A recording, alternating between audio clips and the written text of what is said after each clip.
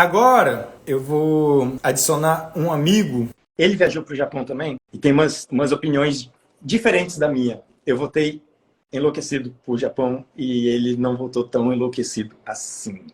Esse é o Guilherme. Ele foi no Japão um pouco antes de mim. Quanto tempo antes de mim? Eu fui em agosto. Eu fui em março. Foi março. A gente foi no mesmo ano, há uns 6 meses de diferença. E eu voltei do Japão assim, ó. Meu Deus, eu amo aquele lugar, que lugar incrível! Guilherme, que lugar incrível! E ele ficava assim, ó. Será mesmo? Mas lá é muito bom. E ele, mas é bom mesmo? Mas eu amei, o povo é tão legal. E ele, o povo lá, sei lá. Então, eu quero levantar esse ponto. Por que você não voltou tão maravilhado quanto eu voltei? Obviamente, eu posso estar com uma visão muito romântica. Assim, para mim foi uma viagem muito boa, mas eu posso não ter olhado alguns pontos, analisado alguns pontos que você tem analisado, né? Por que não foi tão incrível para você quanto foi para mim? Eu acho que bate num ponto bem reflexivo, sabe? Eu observava as coisas como um ambiente completamente controlador. Eu vejo assim, um lugar que busca sempre a perfeição é um lugar que ele te aprisiona. Então, eu fui na época das sakuras. Então você pensa, quando as sakuras elas estão para nascer, os japoneses eles amarram as sakuras. E foi até um vídeo que eu te mandei, que ele falava sobre isso, sobre essa noção de controle. Então, o país, de certa forma, está tão acostumado com lidar com a perfeição, com todas as coisas fluindo ali, tudo certinho, que quando ele se depara com uma situação de problema, uma situação que carece de resolução, algum tipo de resolutividade, é, eles entram em choque, eles travam. Então, assim, essa perspectiva que eu tive do Japão, tudo bem, foi uma perspectiva negativa, mas o país é lindo, tem muitas coisas que pô, você conseguiu mostrar muito bem, são as curiosidades, as diferenças culturais, a paisagem. Eu amei andei de bicicleta no Kawaguchiko, lá em volta do Monte Fuji. Então, assim, pô, o país tem uma beleza natural, uma educação, um cuidado muito grande. Só que essa busca da perfeição constante, talvez isso seja muito por eu ser brasileiro, né? Isso me choca, meio que me tira a minha liberdade. Então, não curti tanto esse ponto. Agora eu só fico pensando assim, cara, diferente. Realmente a gente teve olhares diferentes. Você foi com um olhar mais crítico para perceber isso. Isso me passou batido. Mas eu me questiono o quanto eles não são assim mesmo. E tudo bem, essa é a cultura deles, esse é o jeito deles viverem. Ou quanto é assim por causa do turismo, porque lá o turismo é bizarramente bem grandão, né? E aí eu fico, cara, será que aqueles jardins legais que eu vi, será que eles são legais assim porque é o jeito japonês de fazer, ou se é porque foi feito daquele jeito para agradar a gente? É Agora você me justamente isso deixou que eu penso. chateado. Eu acho que não é para agradar o turista, não. É para agradar eles mesmos. Eles se sentem muito bem em ver as coisas funcionando perfeitamente. E eles estão tão acostumados. A sensação que eu tenho é isso. Eles estão tão acostumados com isso que eles viram pessoas robotizadas. Eles não são pessoas resolutivas. Está tudo ali, ó, funcionando daquela maneira. Então, assim, está tudo funcionando da maneira que deveria ser. E a partir do momento que isso foge do padrão, eles criam uns travamentos nas cabeças deles de verdade. A outra observação que eu tive muito, né, sobre o Japão em si é que, apesar disso, eles são pessoas muito preocupadas em te ajudar da maneira que eles podem. Então, eu acho que eles tentam te ajudar, mas eles não conseguem. E eu tive uma perspectiva também diferenciada porque eu vivenciei a barreira idiomática muito forte. Talvez tenha sido o primeiro país que eu tenha visitado que o inglês eu conheci uma pessoa que era uma vendedora da loja da Bentley, que ela falava inglês muito bem e eu conseguia entender as coisas que ela falava, sabe? Então, Sobre a língua, hum, eu fui preparado para encontrar isso, porque todo mundo fala isso, fala, cara, esquece inglês. E eu fui super preparado, assim, a Bárbara, ela fala inglês super bem. Eu falei, Bárbara, vai ser um desafio para você, porque o seu inglês não vai servir para nada. E mais uma vez, nós dois, eu e você, a gente tem visões diferentes. Porque, É. eu não sei, talvez eu tenha ido tão preparado para que ninguém falasse inglês, que quando eu cheguei lá, eu falei, não é bem assim, até que as pessoas arranham o inglês sim. Nossa. Eu falava as coisas, as pessoas ficavam olhando pra minha cara assim, tipo, meu Deus, entendi o que ele falou. O que eu vou responder? Aí as pessoas ficavam assim, eu ficava, meu Deus do céu, fala! E não conseguia. O que eu queria comentar é que talvez eu tenha ido muito preparado, pensando que lá ninguém vai falar inglês, e minha expectativa tenha sido alta demais. Mas a verdade é que muitos lugares, de fato, mesmo em lojas, em pontos extremamente turísticos, você não conseguia um vendedor que falasse bem inglês, mas independente disso, todos eles estavam super dispostos a te ajudar. Sempre. É bizarro. Eu nunca estive numa sociedade em que fossem tão gentis assim, estivessem tão dispostos para ajudar. Eu ia falar muito sobre. Você tinha falado sobre a expectativa, né? Eu acho que você foi com uma. Você foi com uma expectativa. Talvez a culpa seja um pouco minha também, né? Você foi com uma expectativa de vai ser muito difícil, ninguém vai falar, vai ser muito complicado, como é que eu vou me achar, etc. Talvez eu tenha passado essa imagem. Mas é porque eu fui justamente com a imagem oposta, sabe? Eu acho que, dentro da minha perspectiva, eu imaginava um país completamente desenvolvido tecnologicamente. Eu É o que imaginava um todos país esperam, né? completamente conectado com o resto do mundo. E onde eu me esbarrei foi, meu Deus, é um país completamente tradicionalista. É um país onde existem protocolos que são rígidos. É protocolo desde você entrar no metrô, quanto o mais chocante para mim é o protocolo que eles seguem de andar no lado certo da rua. Eu, por exemplo, eu fui para. A gente falou, né? Eu fui para Akihabara. Pô, a Akihabara, eu esperava Akihabara robô andando na cidade e o caramba quatro. Não, Akihabara são lojas gigantescas para a gente visitar e comprar e que, no meu caso, né? Eu tinha dúvida de onde, do que comprar, porque era uma parede enorme com uma variedade gigantesca de várias coisas. Eu gosto de contar para todo mundo. Expectativa sobre o Japão. Carro voando, robô andando. Né? Obviamente estou Não dá exagerando, para mas usar o cartão de crédito. eu pagava em dinheiro todos os dias. Mas, ó, Dinheiro também. eu, eu tinha expectativa. Cara, eu vou para um lugar mais tecnológico, mais moderno do mundo. Eu vou presenciar tecnologias que eu não conheço, pessoas se teletransportando na minha frente. Eu estava muito nessa expectativa. É o Japão. A imagem do Japão que a gente tem é essa. Quando passa uma reportagem no Fantástico sobre as curiosidades do Japão, cara, vai mostrar um robô atendendo as pessoas. Estereótipo também, né?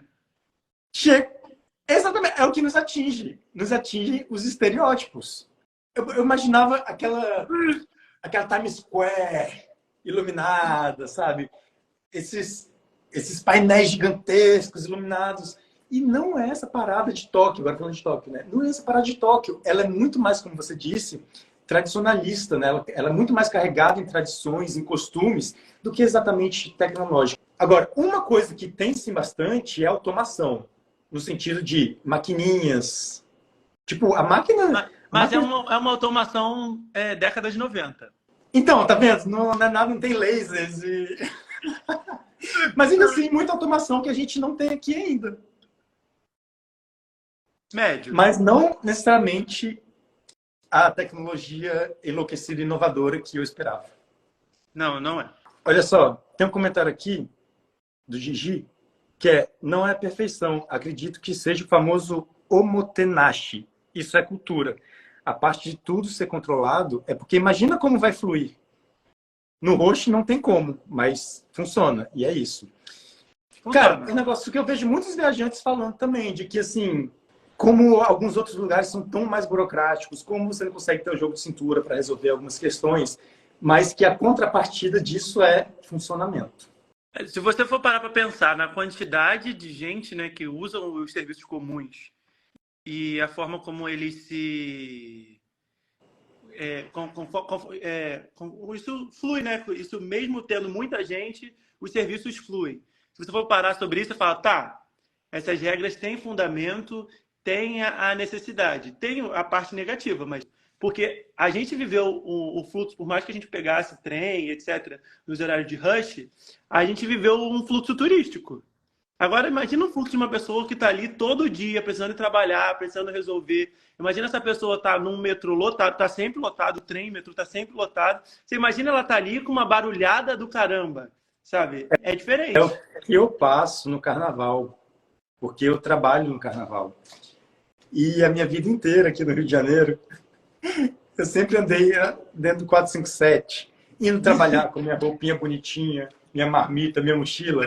E dentro do ônibus é um carnaval. Pessoas já jogaram espuma e cerveja em cima de mim pra, tipo, me bora, E você já carnaval, tá com cara. ódio. Ano passado eu fui trabalhar na Sapucaí de metrô e foi exatamente o que eu senti. Eu vou É, trabalhar todo ano na Sapucaí de metrô também. É justamente o que eu passo. Bem, parte. agora eu quero te perguntar. Ah, você falou do metrô.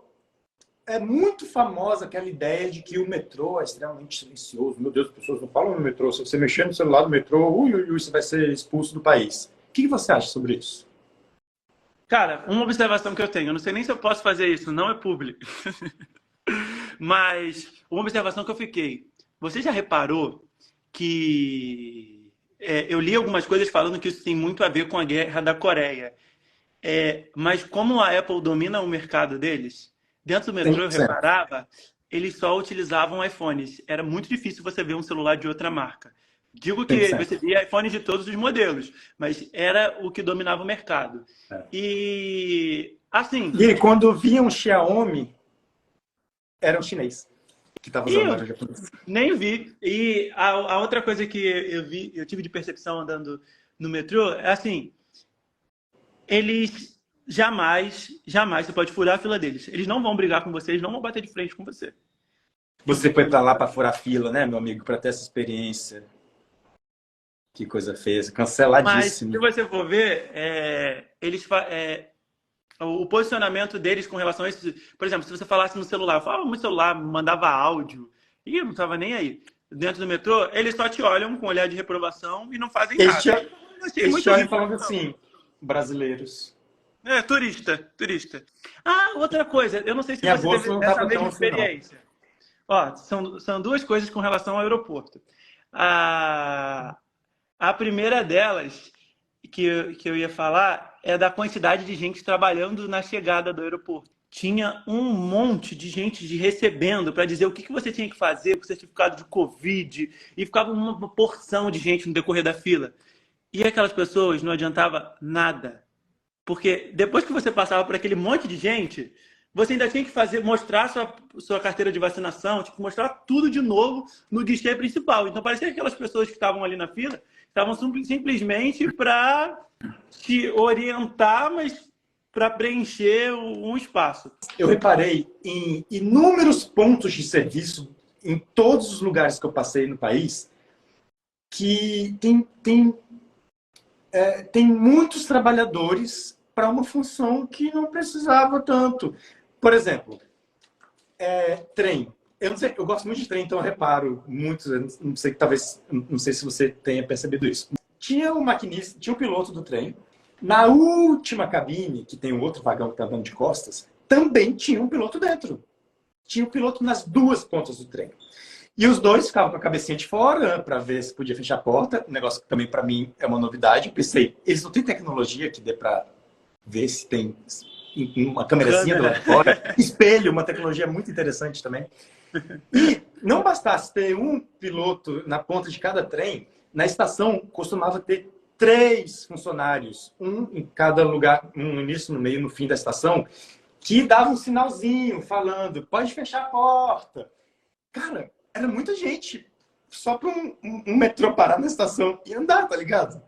Outro dia não, um outro lugar lá, em Kyoto, no Museu Ferroviário. Olha, eu mais uma vez usando o trem como exemplo. Cara, literalmente, não estou exagerando.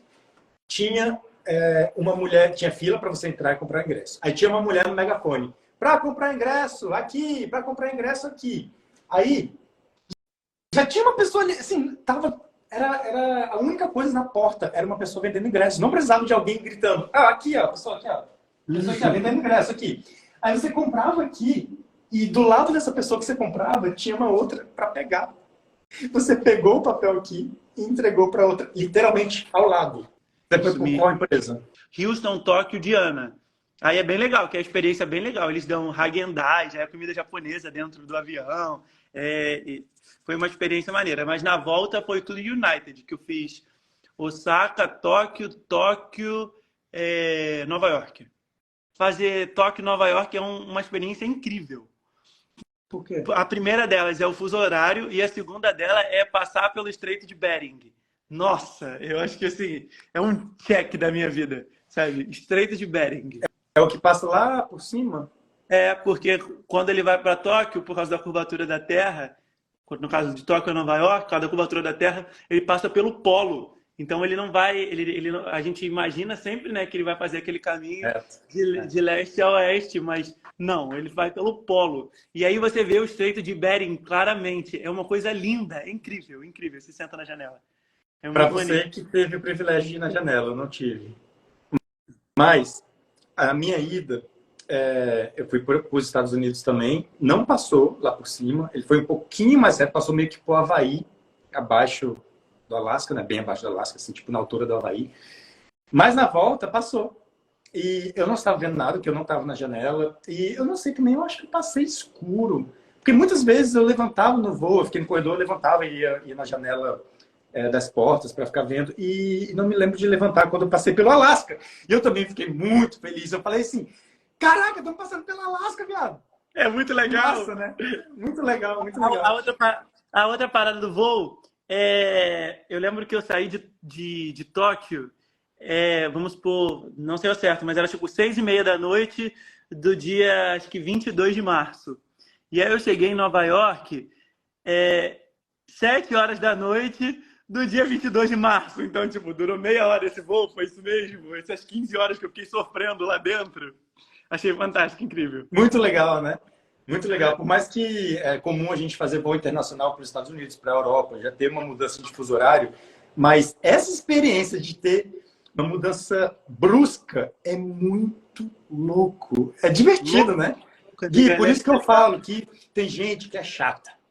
Tem gente que fala assim, mas que saco, ter que viajar, ter que ficar lá 8 horas dentro do avião, 10 horas dentro do avião. Não é romântico ficar dentro do avião. Mas, cara, a gente tem que aproveitar todos os momentos, toda a movimentação ali das coisas acontecendo no avião, para mim já é um grande barato. O negócio do fuso horário, nossa, que divertido, né? Já são experiências diferentes. Eu tendo a ser uma pessoa um pouco reflexiva e filosófica em alguns pontos. Percebi. E aí, sempre que eu tenho esses problemas, eu penso naquele provérbio chinês que fala que a felicidade não é o destino, ela é o caminho. Então eu enfrento todos esses voos, todas essas coisas, eu gosto do avião, etc, da experiência, mas, pô, é sacal você ficar 29 horas praticamente viajando, é sacal, é chato. Mas... Ainda mais a gente é alto, né? Você é alto. O final compensa. É um sofrimento. Foi sofrido. Ainda mais quando voa de dia, eu tenho dificuldade de dormir, mas quando voa de dia é pior ainda, porque você não consegue nem tentar dormir. A minha ida foi pela Japan Airlines, partindo de Los Angeles. Que experiência incrível! Porque no momento que você entra num avião da empresa, que a empresa é do país para onde você está indo, você já está vivendo o universo daquele país. Uhum. E na Japan Airlines foi exatamente isso. Assim, primeiro, você chegar e todos os comissários, todos os funcionários serem japoneses, você já fica assim, eita, é japonês, está falando japonês, está falando japonês. No geral de tudo, a conclusão que eu tenho é que é um país extremamente incrível. As belezas naturais, eu queria ir, não sei se você chegou aí, eu queria ter a oportunidade de ir em Okinawa, dizem que é incrível. Eu tive um amigo que foi depois de mim, ele foi mais ou menos em junho, julho, né, no verão, e ele foi em Okinawa, ele curtiu a beça, sabe? As belezas naturais, as belezas arquitetônicas, os jardins, por mais que tenha aquela busca da perfeição, eu tenho que passar um pano que é incrível, eu gostei muito dos parques. Os jardins japoneses? Isso. Outra coisa que eu ia te falar. Quando eu planejei o meu roteiro, né? O meu roteiro é anos que eu fiquei pesquisando e tal. Eu não queria focar tanto em templos. Falei, gente, templo é tudo templo, não tem... Nossa, o primeiro templo que eu entrei, eu fiquei maravilhado. E aí, quando eu te falei lá da Floresta de Bambu, lembra? Que você falou, a Floresta de Bambu é uma Floresta de Bambu. A graça para mim não tá na Floresta de Bambu, tá no entorno dela, aquele parque lá lindo. E aí você entra naquele templo lá que tem um lago no meio de frente. Gente, aquele Ah, templo da Floresta de Bambu, aquilo para agora eu vou mim brigar com você. é surreal. É Porque lindo. uma coisa é ter gostado do bairro ali da cidade onde está a Floresta de Bambu. Outra coisa é a Floresta de Bambu. É, a Floresta de Bambu é a Floresta de Bambu. Até para tirar foto nela é complicado. É Caras, porque a para gente é quem, brasileiro, pô. Agora ó, você para pensa quem num tá cara que vive numa assistindo, selva de pedra, para ele aquilo é incrível. não, Japão tem natureza também, não. Para quem está assistindo, em Kyoto tem a Floresta de Bambu. Qual é o nome? Você sabe falar o nome? Arashiyama. Arashiyama. E é um lugar muito visitado. Qualquer pesquisa que você faz sobre o Japão vai estar lá, você tem que ir na Floresta de Bambu, não sei o quê. Eu fui no Diabo da Floresta de Bambu, já pensando assim, mas gente, a Floresta de Bambu? Tá bom, vamos lá, com o coração aberto. Cheguei lá, a coisa mais besta do mundo. E aí eu fiz um vídeo, talvez, falando, galera, Floresta de Bambu, o meu irmão tem um lugar desse no quintal da casa dele. No Brasil, qualquer lugar tem uma Floresta de Bambu igual. E aí esse menino que tá aí, ó, o Gui, falou, que absurdo. Ela é maravilhoso. Eu falei, mas é maravilhoso porque tem uma cerca dessa altura aqui que bloqueia a sua visão. Você fica lá andando no meio de uns bambus apenas. Mas aí, Gui, uma coisa é o bairro. Não, mas para mim o entorno, os Eu não bairros explorei tanto. adjacentes à Eu não Floresta de explorei Bambu nada. são incríveis. Nesse dia eu ia também no Golden Temple. Eu não fui. E tudo bem. Não torço o nariz, é porque a minha questão é a seguinte: eu tenho um Não, não, não, roteiro. não. Eu torci o nariz porque eu não achei um grande lugar. Ah, que bom, então não perdi nada. Porque a minha parada é a seguinte: eu tenho um planejamento, tenho as coisas que eu quero ir, mas acontecem percalços no caminho, entendeu? Vamos dizer que às vezes eu acordo tarde demais, às vezes eu perco o trem, às vezes eu tô com fome. Então, não deu tempo, vida que segue. E Quando tudo bem. Eu chegou sou em super adepto a você tem uma programação, mas você não é refém dela. Você fez coisa aí na área além de visitar o parque com os viadinhos? Eu fui naquele templo principal lá e subi aquelas escadarias que tinham vários templos. Acho que eles chamam de circuito dos templos. Eu fiz esse circuito dos templos e eu achei surpreendente. Eu não ia nada, entendeu? Eu só falei, ah, tá, vamos nada, vamos.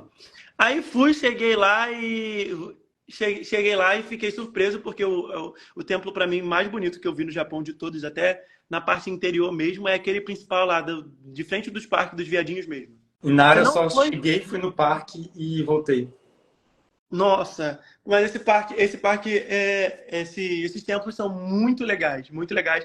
E as ruazinhas que você anda, é porque assim, como você visitou o interior do Japão mesmo, que foi uma coisa que eu não fiz, você sentiu o que eu senti em Nara, que é aquele Japão tradicional, mas é, Muito tradicional. Caramba, a galera não tem ideia. Muito tradicional, cara.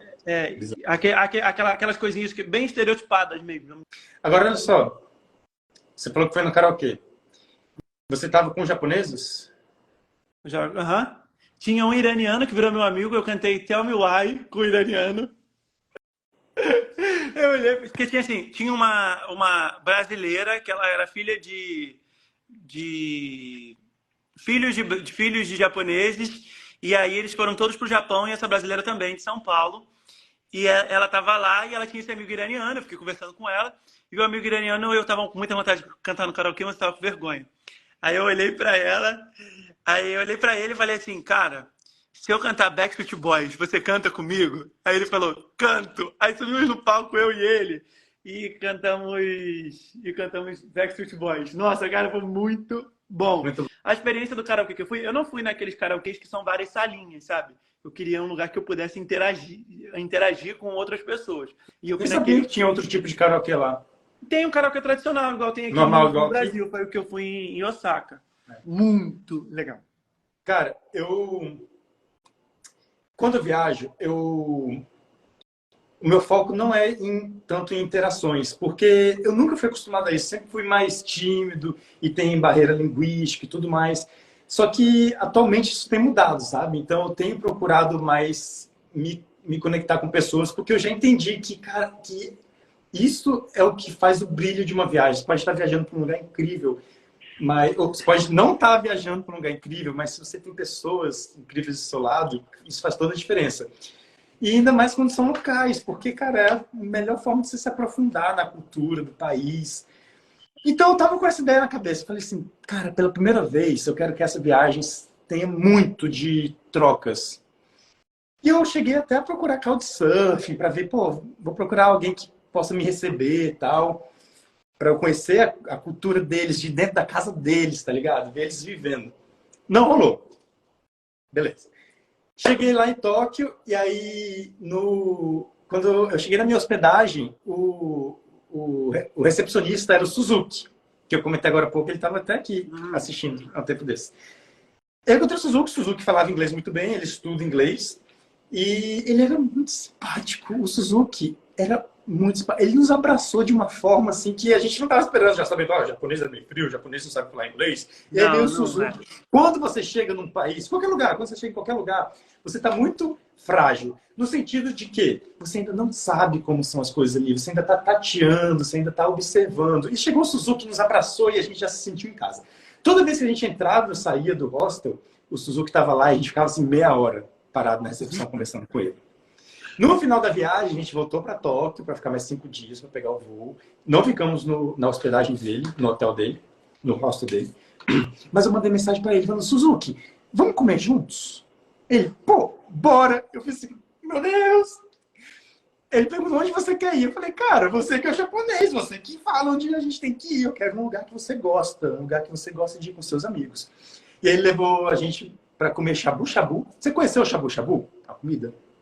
Eu acho que não. Eu sou uma pessoa fresca para comida.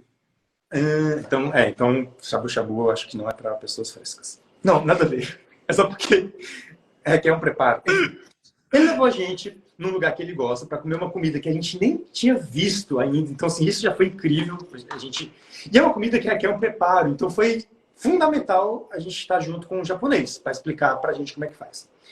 E foi maravilhoso a gente no restaurante com ele, trocando. Eu mostrei o Chan para eles, porque tem até uma música do Chan que é o samurai. O samurai que quer sushi para comer.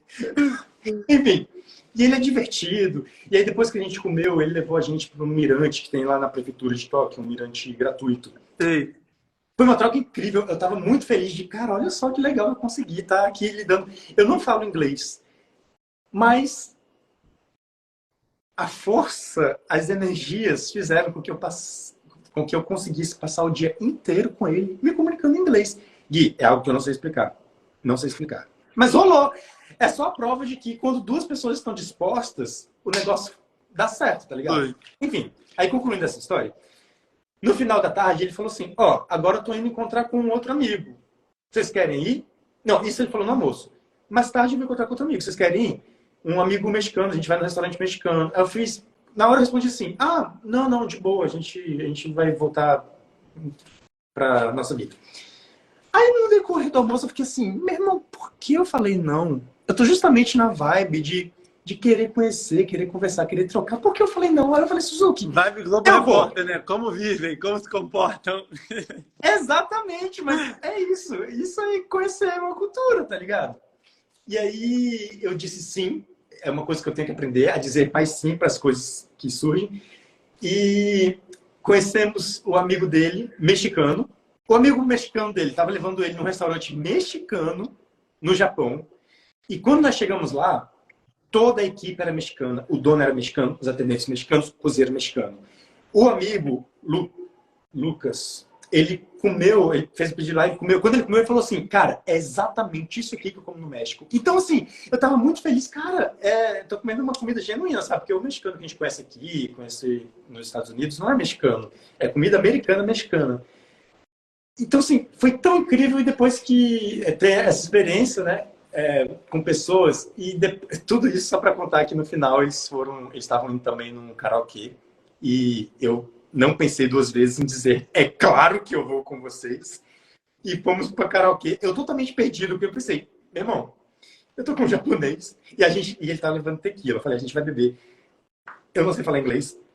eles não sabem falar português e vai ser uma loucura e não vai ter música em português lá. E o que eu tô indo fazer? Só tô me Não, mas jogando, tô eu indo, sei. não sei o que vai ser. Cheguei lá, foi maravilhoso. Foi a melhor, esse dia foi o melhor dia da viagem. O dia em que eu não visitei nenhum templo, nenhum ponto turístico. Mas eu conheci pessoas e conheci como as pessoas vivem, o que elas pensam, sabe? Foi demais. E a melhor parte é que eu encontrei música brasileira no karaokê. Ah, eu lembro, eu vi nos seus stories, eu vi nos seus stories. Eu cantei o Eu vi hino, você cantou o Evidências, não hino do foi? karaokê. Evidências. Ah, eu gosto muito de karaokê. Para mim foi uma experiência muito legal e eu me senti um verdadeiro popstar, né? Porque os japoneses me ovacionaram. Assim, eu falei, caramba, eu sou famoso! Foi Agora muito você teve uma legal, muito experiência legal. totalmente diferente de estar num lugar que nem o karaokê daqui. Né? Porque o meu karaokê era aqueles que a gente Não, vê, que você foi é a uma Osaka, não cabine foi? privada. Você foi Oi? a Osaka, não foi? Tóquio. Não, não foi, chegou aí a Osaka, não? Não. Então, em Osaka, tem uma série de galerias lá dentro, né? E nessas galerias tem vários bares e um desses bares que eu fui, ele tinha karaokê. Então era um karaokê assim bem. Você acha que era um específico ou você acha que lá em Osaka Não, acho que lá em tem Osaka é karaokê? mais comum. Cara, lá em Osaka, pra você ter uma noção como é diferente, eles têm o. Eu lembro que Tóquio você tinha um lado certo para você deixar livre na escada rolante. E em Osaka era o oposto. E Osaka era mais difícil ainda de você se comunicar e de você fazer as coisas, porque Tóquio, como é aquele lugar que está acostumado a abrigar turista, né? Tem muitas placas em inglês, etc. Em Osaka não tinha. Osaka eu tinha que usar Google Tradutor no celular para subir no elevador, porque eu não entendo nem os números, né? Uau, que experiência! Outros falariam, que perrengue. Que experiência. Não, eu achei experiência, eu achei experiência. Eu vi também, acho que em Kyoto, as escadas rolantes que eram ao contrário. Era o contrário, onde você ficava, né? O lado que você deixava livre. Mas a conclusão que eu tenho de tudo isso é que toda vez que eu faço uma viagem, eu vejo a capacidade daquilo, né? De me transformar, de ver uma coisa nova e de tentar olhar as coisas com uma grande perspectiva. O Japão, ele é um lugar que me deu muito essa filosofia da perfeição, sabe? De busca pela perfeição e o quão aprisionador isso pode ser. Por mais que a gente esteja imbuído nesse meio e veja isso como uma forma natural, isso de certa forma, às vezes, sem ser de maneira intuitiva, isso pode aprisionar a gente um pouco. Então, essa perspectiva que eu saí do Japão, eu vi muitas coisas incríveis, muitas coisas perfeitas, muitas coisas maravilhosas, mas as diferenças culturais, que foi justamente o que eu fui para me expor, eu fui ciente de que eu seria exposto a diferenças culturais, foi o que me deixou com toda essa perspectiva que eu tenho hoje do Japão, sabe? Não sendo, já sendo redundante e repetindo várias vezes, é incrível, é maravilhoso, mas é chocante. A pessoa que ela vai para o Japão, ela tem que estar aberta às diversas coisas que ela vai se expor e aos fatos que ela vai ver. Então, é um nível de tolerância que tem que ser bastante grande, tem que ter muita paciência. E aquela coisa que você falou, saber curtir o caminho. Mas, Gui, que bom que é diferente, né? Por mais que seja esse ponto específico que você tá levantando, seja uma diferença que te incomodou e tudo mais, a perfeição, blá, blá, a falta de jogo de cintura para algumas coisas. Que bom que é diferente, porque é para isso que se viaja, né? Sim, para a gente Para ver o conhecer a diferente. cultura e E ver que tira é a lição diferente. disso. E tira a lição Imagina se disso. fosse igual aqui, se fosse igual ao Rio de Janeiro. Cara, a pessoa que se dispõe a viajar, ela, assim, nem preciso falar isso, mas sim, ela está viajando para conhecer o diferente e ela tem obrigatoriamente que estar aberta para isso. Se ela não está aberta para isso, meu irmão, vou fazer que nem algumas pessoas comentaram no vídeo que eu falava, não tem cadeira aqui. A pessoa que não está aberta para as novas culturas e vivenciar outras coisas, volta para casa, meu irmão. Imagina você ir num país como a Índia, que tem uma cultura ainda mais diferente da nossa, países do Oriente Médio. e ficar e se incomodar a ponto de menosprezar aquela cultura, sabe? Não é isso, viajar, conhecer outra cultura, não é isso, é analisar. É identificar, conseguir identificar o diferente, como os pontos são diferentes e tentar analisar por que funciona daquele jeito. É para isso que se viaja, né? A O que não recomendação que eu significa tenho que é você tem que sempre. concordar. Isso. Você A não é recomendação isso, que eu mas tenho pô, é sempre: vá aos lugares e tire as suas próprias conclusões. finalizando então sobre esse negócio de viajar e observar outras culturas e você não precisa aprovar as outras culturas, o outro modo de viver. Mas o importante é você estar aberto para observar e entender que existem outras coisas do que as coisas que você conhece. E tem uma frase clichê que eu gosto de usar, Hum, que é sobre o porquê eu viajo. Eu viajo para me tornar uma pessoa melhor. Porque cada vez que a gente tem contato com uma nova cultura, ou que a gente descobre uma coisa diferente, uma nova arquitetura, por exemplo. Você vai no Japão, você vê uma nova arquitetura que você nunca tinha visto. Cara, isso está tornando a gente muito melhor. A gente está trazendo mais conhecimento para a gente, está abrindo mais nossos horizontes, faz a gente entender coisas sobre a nossa cultura, a observar a outra. Você sempre sai melhor de uma viagem. Sempre. Não importa para onde. para mim, é o melhor investimento de todos. Sigo aí nos meus diversos planejamentos e viagens aleatórias e surpresas. Eu preciso ir. Vamos marcar uma nova conversa sobre os nossos objetivos futuros e novas viagens. Acho maneiro poder compartilhar. Talvez às vezes a gente falar de como que a gente faz nosso roteiro, como que a gente pensa essas coisas. Isso aí são assuntos legais. Como a gente enxerga a rigidez das coisas. Vai anotando essas coisas aí que você que é o jornalista. E aí a gente Tá pode bom. conversar melhor sobre isso. Valeu, amigo. Tudo bom. Foi Um excelente abraço. conversar com você. Tchau, tchau, pessoal. Tchau, tchau. Boa noite.